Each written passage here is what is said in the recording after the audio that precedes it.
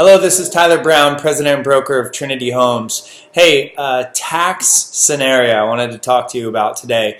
I'm sitting at an open house, and by the way, I'm not a CPA or a tax attorney and can't give any tax advice, but I am sharing a question and a scenario that's come up a few times. I'm sitting at an open house in Cardiff, beautiful brand new construction home, and I had somebody come in. Their parents live in La Jolla.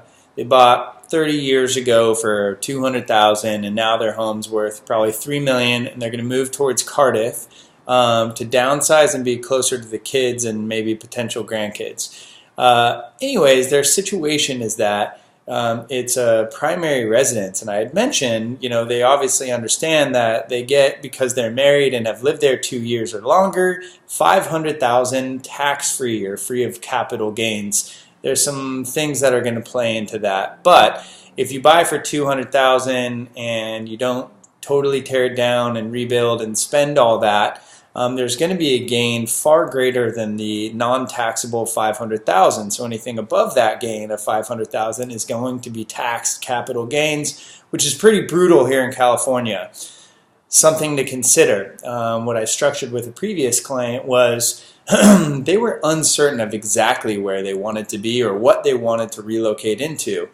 Single family, single story, a townhome, right next to the ocean, up the hill a bit, some things to consider. So what I advised them to go seek tax advice on was the potential to rent their existing home out for at least 1 year. It becomes an investment property.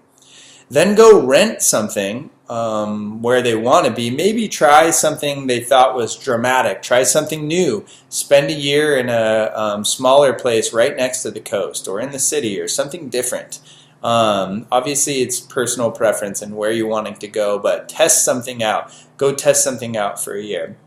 After you've rented for a year, you can sell that property and 1031 exchange the proceeds into 1 or 2 new properties. You could get a single family house closer to where you would eventually want to be, and maybe a triple net lease, investment property, commercial building. There's lots of options. Point is that just because you live somewhere doesn't mean that it's going to be all tax-free. And some of these really high-end luxury real estate markets like North County that we live and work in, we have a lot of proceeds, and it's very important to have a really good tax strategy, to work with an agent or broker like myself that's going to be able to help you put together this strategy. It's the most important first thing to do before you even start looking at marketing plans to sell or even looking at homes that you may want, is to come up with the plan.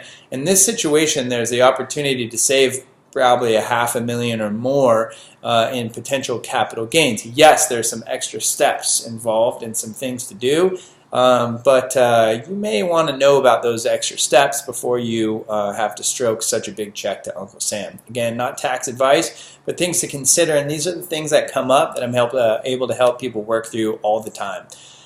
Excited for what 2016 will bring. Hope you had a great Christmas and holidays and a great New Year's as well. Thanks so much. Talk to you soon.